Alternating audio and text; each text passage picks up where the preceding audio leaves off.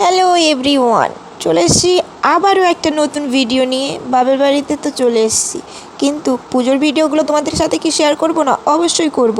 তো দেখো, আজ হচ্ছে আমরা যাচ্ছি ঠাকুর আনতে, মানে প্রতিমা আনতে। তো মাকে যখন আনতেই যাচ্ছি ভাবলাম তোমাদের সাথে শেয়ার করে ফেলি। অনেক দিন থেকেই তো কোনো ভিডিও দেওয়া হচ্ছে না সেরকমভাবে। তো এই ভিডিওটা অন্তত যদি দিতে পারি আমি সময় মতন, তাহলে শেয়ারটা করেই ফেলি। তো দেখো, ভিডিওটা ছোট ছোট করে মানে ক্লিপ নিয়েছি আর ছোট ছোট করে এডিট করে তোমাদের সাথে তুলে ধরেছি। তো ভিডিওটা কেমন লাগছে জানিও। এই শাড়িটাই পরেছি, এই শাড়িটা হচ্ছে আমি পরেছি কারণ এটা পরে আমি এসেছিলাম বাপের বাড়িতে। তো ভাবলাম এটাই পাট ভাঙা আছে, তো এটাই পরে আর একবার ঠাকুরটা নিয়ে চলে আসি, তারপরে নয়তো ধোয়া হবে। তো তাই জন্য এটাই পরে নিয়েছি, আর সেরকম কিছু একটা পরিনি কারণ প্রয়োজন পড়েনি। আর আমার তো সবথেকে ভালো লাগে যেটা লিপস্টিক পরলেই মানে আর কিছু লাগেই না। তো এটা হলো সেরকম, আমি রেডি হচ্ছিলাম আর আমার মা ভিডিও করছিল। এবার অনেকে হয়তো বলবে মায়ের সাথে মিল নেই, তাও মা তোমার ভিডিও করে দিচ্ছে, যত ন্যাকামো অনেকেই বলে ভিডিওতে এবং সামনে। এবার কি বলি, মা মেয়ের তো ঝামেলা সবসময় হয়, কিন্তু মিলও সবসময় হয়, কিন্তু এটা কিন্তু শাশুড়ি বৌমার মধ্যে হয় না সেরকম একটা। হ্যাঁ, কোনো কোনো ঘরে হয়, কোনো কোনো ঘরে হয় না। তো আমার মার সাথে কখনো ঝামেলা হয়, কখনো আবার মিল হয়। তো সেরকম দেখো, আমার মা এখন আমার ভিডিও করেছে, কিন্তু বিয়ের আগে যখনই মাকে বলতাম ক্যামেরা ধরতে, তখনই কিন্তু আমার মা ক্যামেরা ধরতো। হ্যাঁ, মুখে হয়তো বলতো অনেক কথা, কিন্তু না, ক্যামেরা ঠিক ধরবে আমার মা। তো আমার মা বলছিল তুই রাস্তার দিকে যাবি আর আমি ক্যামেরা এইভাবে ধরে নিয়ে যাব। সেইটা নিয়ে আমি প্রচুর হাসাহাসি করছিলাম। আর ওখানে রাস্তায় উঠতে একজন বৌদিভাই বলল যে তুমি তুমি তো বলবে যে হ্যালো বন্ধুরা, আমি এই যাচ্ছি, আমার মা ক্যামেরা ধরছে, তো আমার মেয়ে বাড়িতে থাকবে, এইভাবে তো বলবে। আমি বললাম না না, এত কিছু প্রয়োজন পড়ে না, আমি বলছি ক্যামেরা ধরতে হবে না, তাও দেখো বলে ধরে নিয়ে যান। এটাই বলছিলাম এইখানে। তো শুধু আমি আর একজন বৌদি যেতে বাকি আছি, সবাই চলে গেছে টোটো গাড়ি নিয়ে। তো ওইখানে দাঁড়িয়ে আছে বৌদি আর আমি ওই ক্যামেরা নিয়েই একটু হাসাহাসি করছিলাম। হ্যাঁ, তোমাদেরকে তো বলাই হয়নি, এই শাড়িটা পেয়েছিলাম আমি আমার স্বাদে। তো কে দিয়েছে নিশ্চয়ই তোমরা জানতে চাইবে। আমার জ্যাঠ শাশুড়ির ঘরে ননদ, ছোটো ননদ দিয়েছে, মানে আমার জ্যাঠ শ্বশুরের ঘরে ছোটো ননদ দিয়েছে। আর যেতে বাকি আছে আমি আর এই বৌদি। তো চলো, যেতে যেতে তোমাদের সাথে কথা হবে। যেটা তোমাদেরকে বলছিলাম, টোটো গাড়ি তো চলে গেছে, কারণ আমরা খুব লেটে বেরিয়েছি। কারণ আমার নয়তো আমার মেয়েকে খাইয়ে বেরোতে হচ্ছে, কিন্তু বৌদির কিসে দেরি সেটাই জানি না। পরে রাস্তায় যেতে যেতে জানতে পারলাম, তোমাদের সাথে শেয়ার করব। তো তার আগে বলি, এখন যাচ্ছি আমার বড় জেঠার ঘরের দাদার বাইকে। তো অনেকেই বলছিল মেয়েকে রেখে দিয়ে যাচ্ছিস, তো কি বলো তো, মেয়েকে খাইয়ে দিয়ে আমাকে বেরোতে হচ্ছে। তো এতে রেখে দিয়ে গেলে কোনো সমস্যা হবে না, 1 ঘন্টার ব্যাপার, এর মধ্যেই আমি চলে আসব। তো সেই অনুযায়ী আমি বেরিয়েছি। যদি দেরি হয় তো আমি আগে চলে আসব, আর যদি ওদের তাড়াতাড়ি কাজ হয়ে যায়, মানে ঠাকুর নেওয়া হয়ে যায়, তাহলে একসঙ্গে আসা যাবে। এবারে বলি বৌদির কেন দেরি হয়েছে। তো ওটা রাস্তায় যেতে যেতে আমি শুনলাম, যখন শুনলাম তখন আমি তোমাদের সাথে শেয়ার করলাম। তো বৌদির দেরি হয়েছে কারণ ও ভেবেছিল যে আর মনে হয় কে কে যাবে, তো সবাইকে বলি যদি কেউ যায় তাহলে সবাই একসঙ্গে যাব। তো ও গিয়ে সবাইকে জনে জনে বলতে গেছে, নিজে বেরোয়নি। তো যখন নিজে বেরিয়ে এসেছে তখন সবাই বলছে আমরা কেউ যাব না। তখন আর যাদের যাওয়ার তারা তো আগে চলে গেছে, তাহলে কি আর করা যায় বলো তো।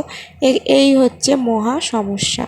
আর অনেক দিনের পর, মানে প্রেগনেন্সির পরে এই প্রথম আমি বাইকে উঠলাম। বেবি হওয়ার পর এই প্রথম আমি বাইকে উঠলাম।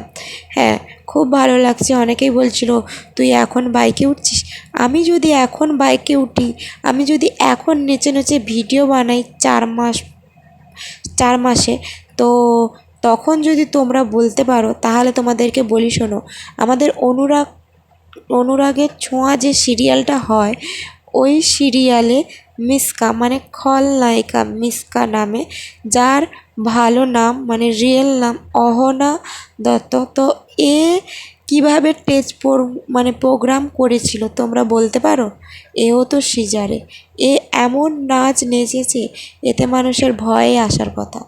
যাই হোক, চলো এত কথা না বাড়িয়ে লাভ নেই, চলে এসেছি গন্তব্যস্থলে, মানে যেখানে আমরা ঠাকুর আনতে আসবো, মাকে নিয়ে যাব। তো ভাবছিলাম প্রথমে যে এটাই মনে হয় আমাদের, কারণ আমাদের লোকজনেরাই তুলছে গাড়িতে। তারপরে ভাবলাম যে না, ওদেরকে হেল্প করে দিচ্ছে। তারপরে এসে দেখলাম এখানে অনেকগুলো প্রতিমা রং করা হচ্ছে, মানে অর্ডার আছে অনেকগুলো, বাট এদের সময় হয়ে ওঠেনি সমস্ত কিছু সময় মতন তৈরি করা। তো এখনও বলতে গেলে 5-6টা মতন বাকি আছে। আর আমাদের প্রতিমা সাজানো অর্ধেক হয়ে গেছে, বাট একটু বাকি আছে, তাই বলছিল একটু ধৈর্য ধরো, আমাদের হয়ে যাবে। তো এসে সেটাই আমি আরও যে প্রতিমাগুলোকে সাজাচ্ছিল তার ক্লিপ একটু একটু করে নিচ্ছিলাম।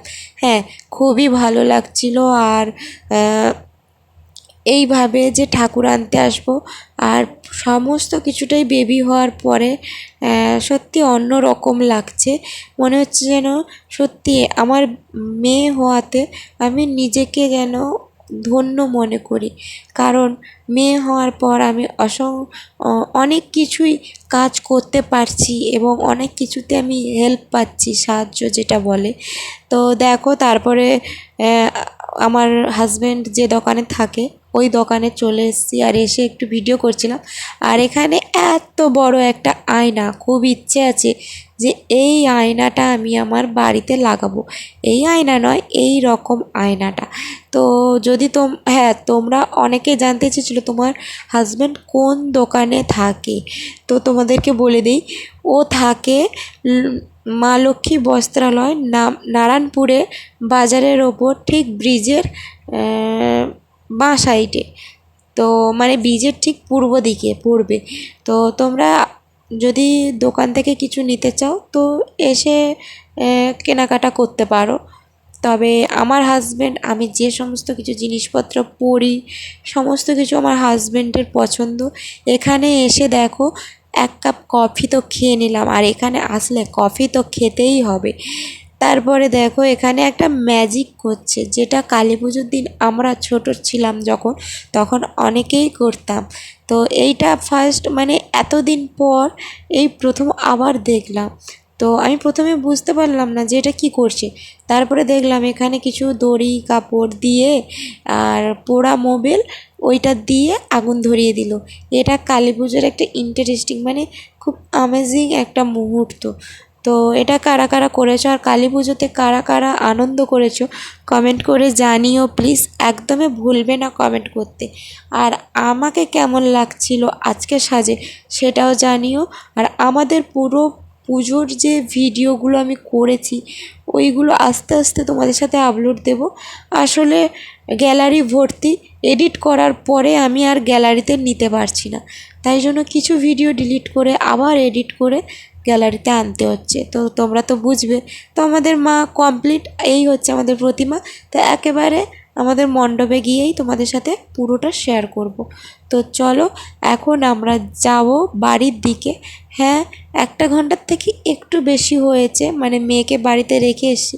তবে আমার বাবা ফোন করেছিল যে তাড়াতাড়ি চলে আয়, আমি বললাম যে এই হয়ে গেছে, এইবারে যাব। তো গিয়ে মেয়েকে সবার ফার্স্ট হাত মুখ ধুয়ে মেয়েকে খাইয়েছি, তারপরে আর এখন যাচ্ছে ঘর তুলতে। তো ঘর তোলা অবধি এখানে থাক, এর পরের ভিডিওতে নয়তো দেখবে যে ঘর তোলা থেকে পুজো পর্যন্ত কী কী করলাম। চলো টাটা সবাইকে, ভালো থেকো, সুস্থ থেকো।